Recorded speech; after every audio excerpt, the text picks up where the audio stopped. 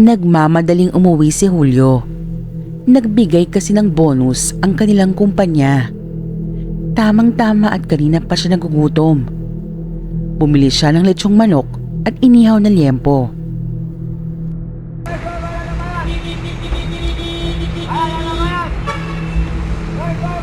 Oh, Samora! Isa na lang ha, andar na. Boss, Samora? Oh, sige, pausog-usog na lang ho. O, kompleto na. Sibat na.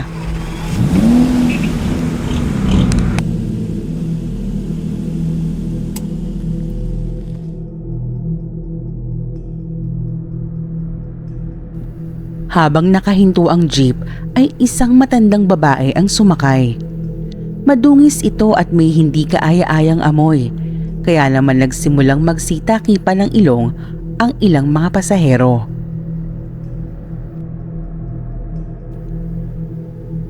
Hoy tanda, bumaba ka. Hindi pwedeng mamalimos dito.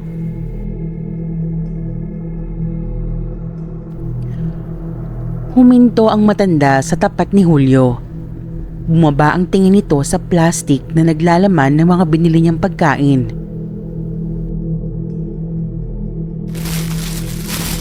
Manang, gusto niyo po ba? Binuksan ni Julio ang plastic at kumurot ng ilang pirasong liempo at ibinigay sa matanda. Hindi ka ba bababa? Tinatakot mo mga pasahero ko.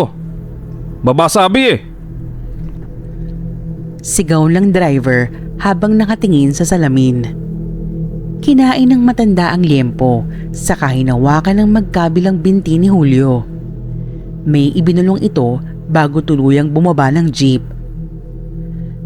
Mag-iingat ka, iho. Ingatan mo ang mag-ina mo. Nakaramdam ng kilabot si Julio ng sandaling iyon. Ramdam pa niya ang talas ng mga kuko mula sa daliri ng matanda na bumaon pa ata sa kanyang pantalon. Nakatingin din sa kanya ang ibang pasahero. Hay, ano bang problema nyo? Ngayon lang ba kayo nakakita ng pulubi? Hindi nyo man lang bigyan maski piso. Singhal nito saka humarap sa may bintana. Matapos ang ilang minuto ay sa wakas nakauwi na siya.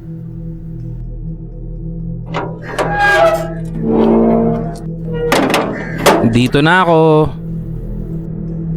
Mabuti naman at dumating ka na, mahal. Kamusta ang trabaho? Ayun, nakakapagod. Pero ito, may dala akong pasalubong. Tara, kumain tayo at kanina pa ako nagugutom. Nakangiting wika ni Julio. Habang kumakain ng mag-asawa ay may kakaibang ingay silang narinig sa labas.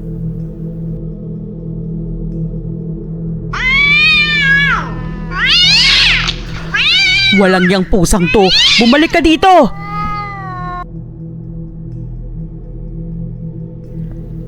Sumilip sa bintana si Julio para mag-usisa kung anong nangyayari. Aling Virgie, high blood na naman kayo. Ano po ba nangyari?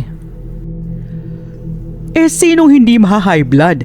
Eh tinangay na naman ng lintik na pusa yung ulam namin. Kapag minamalas ka nga naman oh.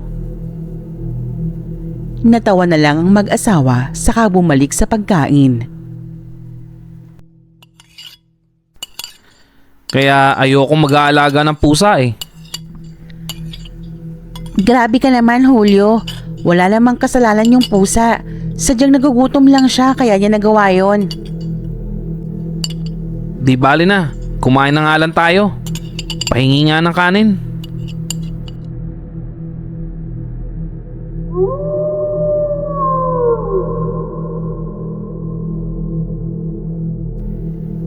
Sa paglalim ng gabi ay tuluyang nabalot ng katahimikan ang buong lugar. Lahat ng tao ay nahihimbing na, maliban na lang sa pusang naghihimod ng kanyang kamay. Busog na busog ito sa natangay ng malaking isda kanina. Nagpatuloy sa paglalakad ang pusa nang makita ang isang ibon. Mula sa pagiging pusa ay nagbago ito ng anyo. Huli ka! Ikaw naman ang kakainin ko for dessert. Ibinuka nito ang bibig at lumabas ang matutulis niyang pangil. Pero bago pa man niya maisubo ang ibon, ay may ilaw siyang naaaninag mula sa malayo. Ha! Ayos! Ito ang tinatawag kong buffet.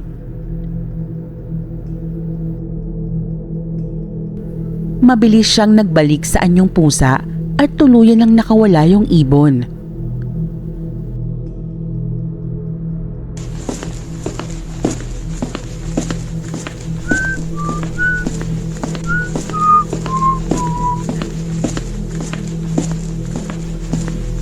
Sino yan?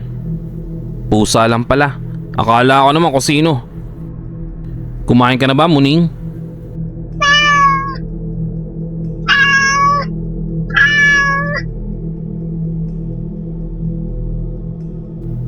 Lumapit ang pusa sa gwardyang nagroronda. Bagong destino lang ito sa kanilang subdivision.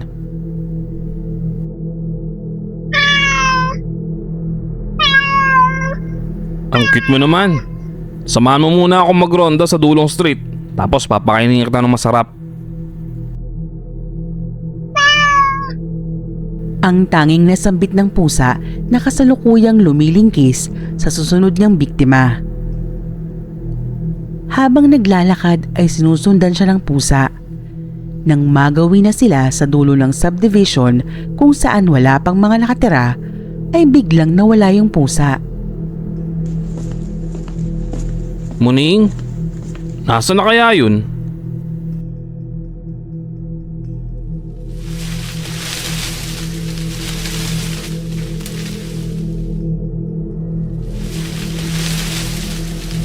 Sinong nandyan? Muning? Ikaw ba yan? Tanong ng gwardya na mahigpit ang hawak sa dalang flashlight.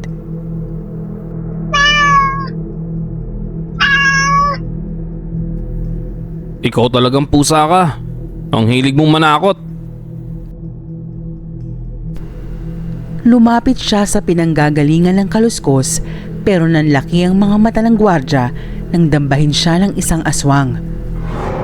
Pulang-pulang mga mata nito at mahahaba ang mga kuko.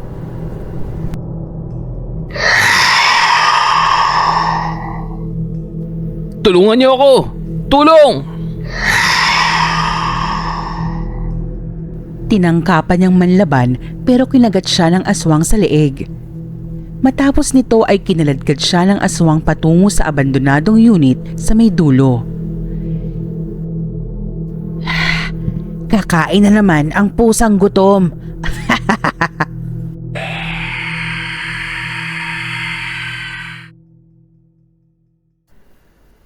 Kinabukasan, papasok na si Julio sa trabaho nang makita ang umpukan ng mga tao. Tinanong niya si Aling Virgie na number 1 sa pagiging osesera sa kanilang subdivision. Magandang umaga po, Aling Virgie. Ano po nangyari? Nawawala daw yung gwardya. Bakit nawawala? Baka hindi lang pumasok.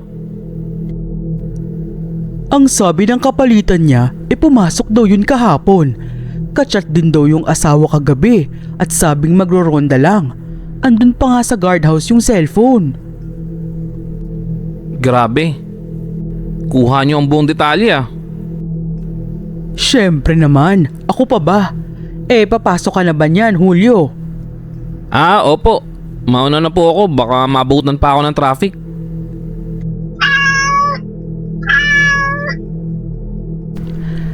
Isang pusa ang dumaan sa harapan ni Julio, dahilan kaya muntikan pa siyang madapa. Tinitigan siya nito, saka ito umalis. Nagpakita ka rin, lintik ka! Ang laki ng tiyan mo!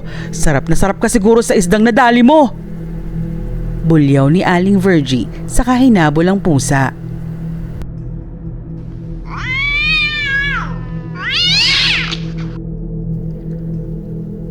Habang nag-aantay ng jeep, ay natawa na lang si Julio.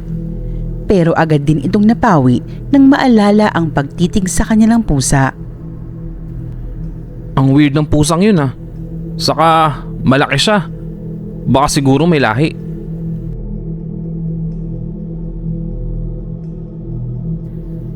Samantala, naguhugas naman ng plato si Claudia nang biglang makaramdam ng hilo.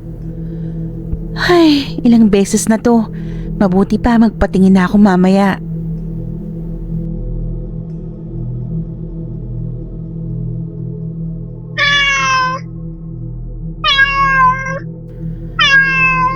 Oh, ang cute mo naman.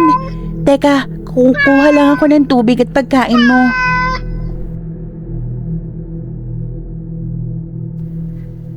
Binigyan ni Claudia ang pusa ng tirang lechong manok nila kagabi.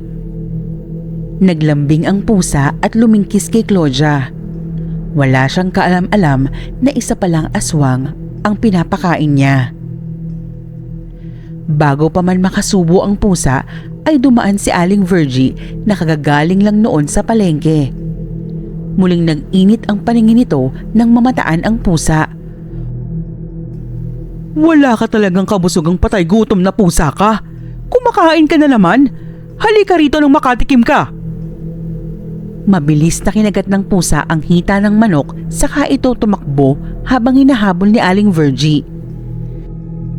Nakakainis na talaga tong babaeng to. Sige ka, baka ikaw ang isunod ko. Hoy! Bumalik ka dito!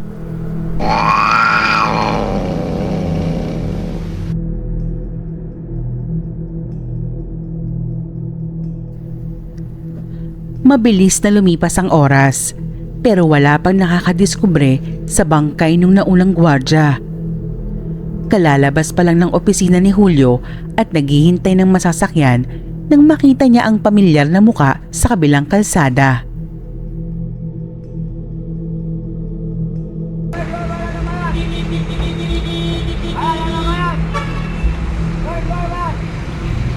Teka, yun yung matandang pulubi ah. Hay, saan kaya nagpunta si Manang?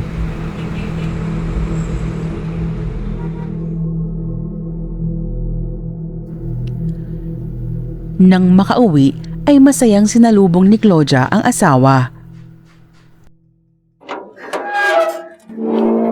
Andito na ako. Mahal, tiyak kong matutuwa ka sa sorpresa ko. Halika sa loob, ipapakita ko sa'yo. Pagpasok ay ipinakita ni Claudia ang pregnancy test. Sinabi din niya na nagpatingin siya sa doktor kanina at kumpirmadong buntis nga siya. Hindi mo alam kung gaano ako kasaya. Pangako, pagbubutihan ko pa, lalo sa trabaho. Para sa inyong mag-ina ko. Saglit siyang natigilan nang mapagtanto ang huling mga salitang nabanggit. Anong problema, Julio? Wala. Sige na, kumain na tayo.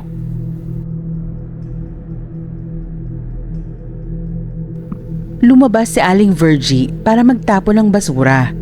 Nakita niya ang isa nilang kapitbahay na may hawak na tsinelas at nagmamadaling lumabas ng bahay. Agad naman niya iyong nilapitan at inusisa. O Nelia, anong nangyari sa'yo? Nag-away na naman ba kayo ng asawa mo? Hindi no, nung isang linggo pa sumakabilang bahay yung hayop na yon. Huli ka na sa balita. Talaga ba? Eh hindi mo naman ang ichika.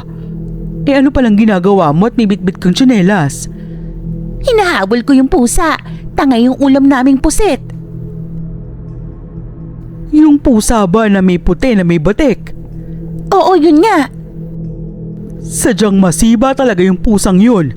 Wag lang talagang magkukrus ang landas namin at maghahalo ang balat sa tanalupan. Ang hindi nila alam ay nasa may gilid lang sa di kalayuan yung pusa. Dinig na dinig nito ang usapan ng dalawang ginang. Grabe naman tong dalawang to sa pusa. Ang sakit magsalita. Pagsamahin ko kaya kayong kainin sa susunod kong buffet. Mga to, maasim naman. Kinagabihan ay hindi makatulog si Julio. Hindi kasi maalis sa isip niya yung matandang pulubi. Bumangon siya para kumuha ng tubig. Paano kaya nalaman ng matanda na magkakanak ako? Ganun ba ka-stress yung mukha ko? Siguro... baka nagkataon lang. Nagdaan pa ang ilang araw at hindi nagtagal na diskubre na nila yung bangkay ng nawawalang gwardya. Lahat sila ay hindi makapaniwala. Kapwa sila nabalutan ng takot at pangamba. Napasukan na tayo ng masasamang loob. Oo nga, ano nang gagawin natin? Hindi naman ako pwedeng umalis at inuhulugan ko pa tong bahay.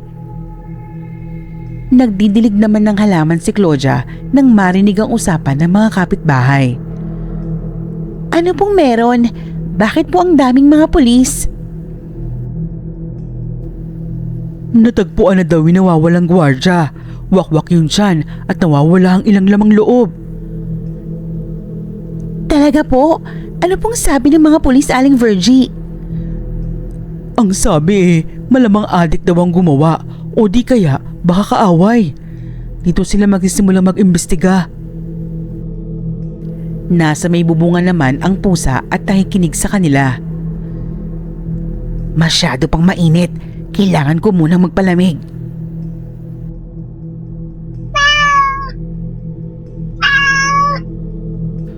Hoy! Tignan mo nga naman. Saan ka na naman pupuntang magnanakaw ng ulam? Bumalik ka nga dito! Sigaw ni Aling Virgie nang magawi ang palingin sa itaas. Pansamantalang nagpalamig ang aswang at ng ibang bayan. Naging matiwasay naman ang subdivision nila Julio at nabawasan ang pagtatalak ni Aling Virgie. Ilang buwan din ang nakalipas at pansamantalang nakalimutan nila Julio ang malagim na sinapit ng gwardya. Naging abala rin siya sa patuloy na paglaki ng tiyan ni Claudia. Ano nga ba yung pinabibili ni Claudia? Tama. Isang pakwan pala. Ate, magkano isang kilong pakwan? 180 sir, 170 na lang para sa'yo. Isang kilo nga po.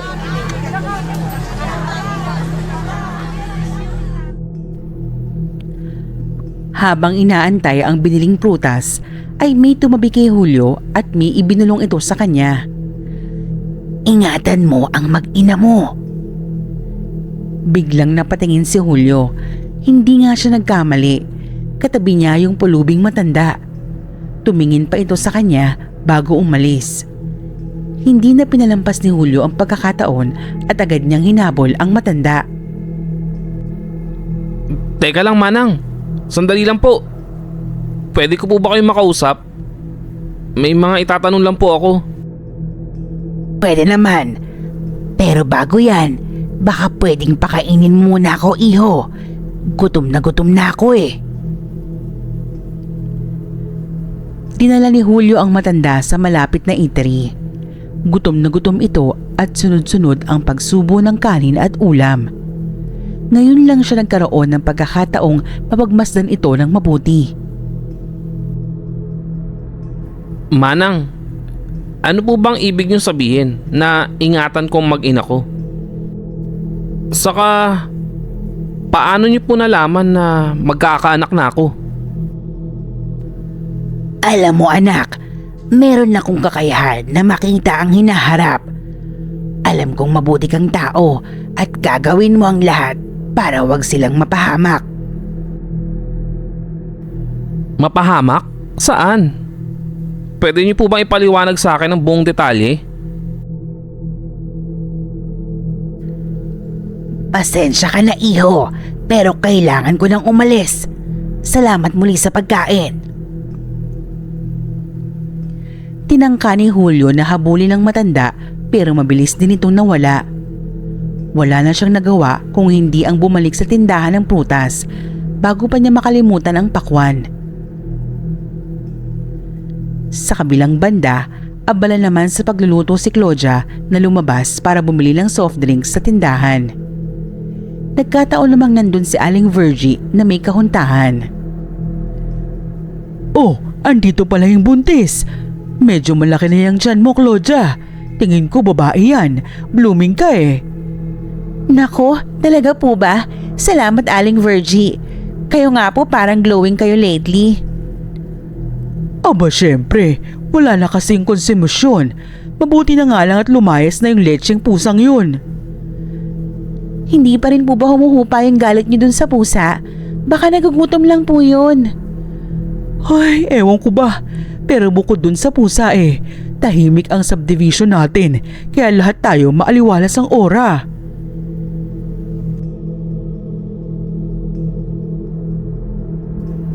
Dahil sa nangyari kanina ay medyo ginabi na si Julio at naabutan pa siya ng traffic. Pagbaba niya ay may nakita siyang pusang tumawid papunta sa kanilang subdivision. Uy, muntika na yung pusa. Teka, yun ba yung pusang kaaway ni Aling Virgie?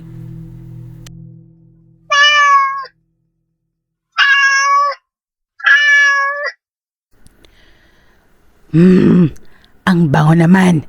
Mukhang tamang-tama ang pagbabalik ko dito. Kinagabihan, habang natutulog ang mag-asawa, ay may kaluskos na narinig si Claudia. Agad siyang bumangon para puntahan ang pinanggagalingan ng tunog.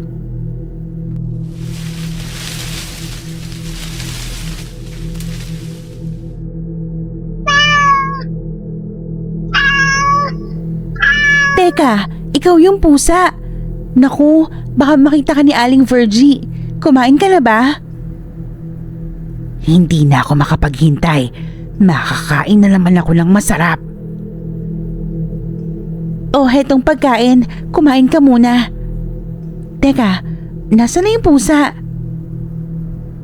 Ang hindi alam ni Claudia ay mula sa pagiging pusa ay nagbago na ito ng anyo at naging aswang. Sasakmali na sana siya ng aswang nang biglang dumating si Julio.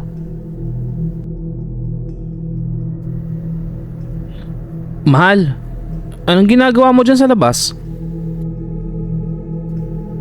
Papakainin ko sana yung pusa. Kaso lang biglang nawala. Hayaan mo na. Halika na sa loob.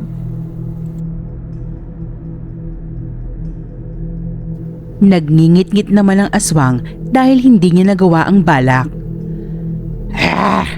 Pagkain na sana, naging bato pa. May araw ka din sa akin. Ano ba tong pagkain na iniwan ng buntis? Pwede na rin tong pagtsagaan. Tanghali kinabukasan ay may nadaling ulam na naman ang matinik na pusang tirador ng ulam. Buwisit na pusang to! Bakit ka ba sumisigaw? Sinong kaaway mo? Buwisit kasi yung pusa. Tinangay yung pork chop sa lamesa. Nagsalubong ang kilay ni Aling Virgie. Yung pusa bang sinasabi mo ay may batik na itim at puti? Oo, tapos malaki at mataba. Walang hiya talaga. Umanda talaga sa akin yung pusa na yan. Wala na siyang kawala. Wika ni Aling Virgie sabay senyas ng animoy may binabaril. Napailing na lang ang lalaki saka bumalik sa kanyang bahay.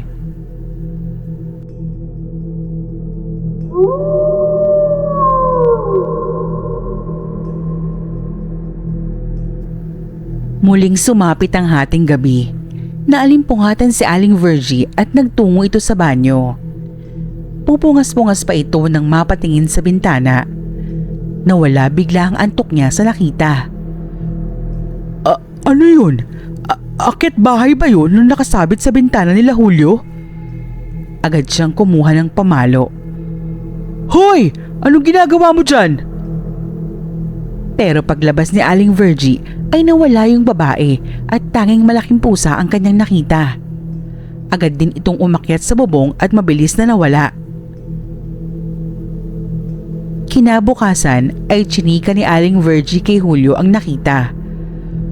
Alam mo, sa palagay ko, aswang yung nakita ko kagabi. Bantayan mong maigi si Claudia, lalo na't buntis ang asawa mo. Sigurado po ba kayong aswang ang nakita nyo? Baka pusa lang. Siya nga pala, nakita kong bumalik yung pusang lagi nyong hinahabol. Sige po, Aling Virgie, mauna na po ako. Papasok pa po ako sa trabaho eh. Biglang napaisip si Aling Virgie. Hindi kaya yung patay gutom na pusa ay isang aswang? At ito rin ang pumatay dun sa gwardya? Nag-isip siya ng ideya. Nagpain siya ng matabang karne bilang patibong na agad namang kinagat ng pusa. Pinaghahampas niya ito ng walis at nakita niyang nasugatan ito habang tumatakbo tangay ang karne. Ibang klase ka rin pusa ka. Mamatay ka na lang, may bitbit ka pa rin pagkain. Kinagabihan ay matyagang inabangan ni Aling Virgie ang aswang. Ilang tasang kape ang kanyang nainom para lang wag dalawin ang antok.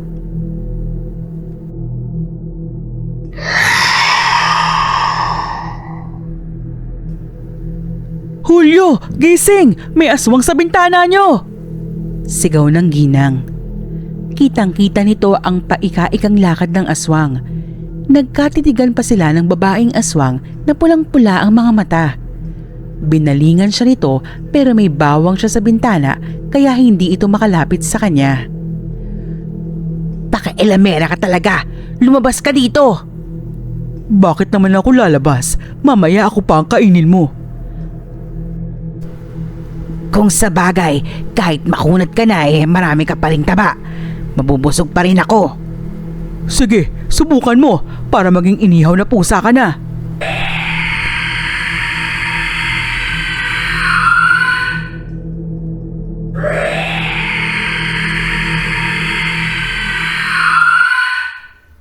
Hindi pa tayo tapos, taba. Hindi ako natatakot sa'yo. Mabilis na nagaan yung pusa ang aswang nang magsilabasa na ang mga kapitbahay ni Aling Virgie. Sinasabi ko na sa'yo, Julio, yung matakaw na pusa at yung aswang ay iisa. Kailangan natin siyang mahuli bago pa may mabiktimang muli. Nag-isip ng plano ang magkakapitbahay. Natitiyak nilang hindi muna magpapakita ang aswang matapos ang nangyari. Pero dahil masiba ay hindi rin ito nakatiis. Kinagabihan ay lumabas si Claudia para magpahangin. Naglakad-lakad itong mag-isa na agad namang nilapitan ng pusa. Uy, kumain ka na ba? Halika, sumunod ka sa akin. Pagtalikod ni Claudia ay agad nag-anyong aswang ito. Ikaw at ang sanggol ang gusto kong kainin. Bago pa nito dambahin si Claudia ay lumitaw mula sa likod si Julio at sinaksak ng itak ang aswang. Sinabitan niya ito ng bawang at nagsimulang malapnos ang balat nito.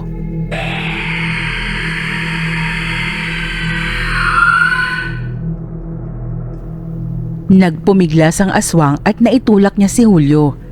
Nag-anyong pusa ito at mabilis na umakyat sa bubong. Sinubukan pang habulin ng mga kapitbahay pero sila'y nabigo.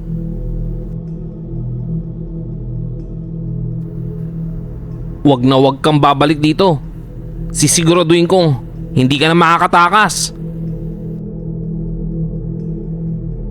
Iyon na ang huling beses na nakita nila ang pusang madalas dumali ng kanilang ulam.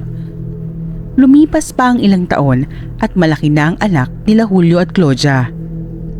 Umuwi ito mula sa paglalaro na may dala-dala.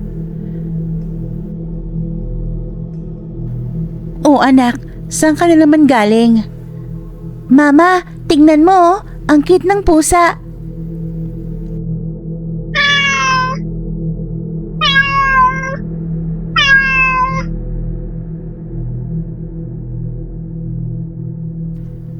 Hello Gunifam, mahilig din ba kayong mag-alaga ng pusa? Marami pong salamat sa inyong pagsama po sa amin sa pakikinig ng aming tampok na kwento.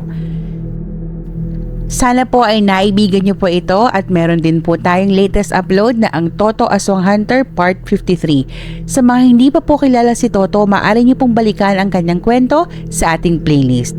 Kung hindi rin po kayo nakasubscribe sa ating channel, maaari niyo pong i-click ang subscribe button at i-hit ang notification bell on para updated po kayo sa bawat kwento na ating upload. Muli po on behalf of Misteryo, marami pong salamat. God bless us all.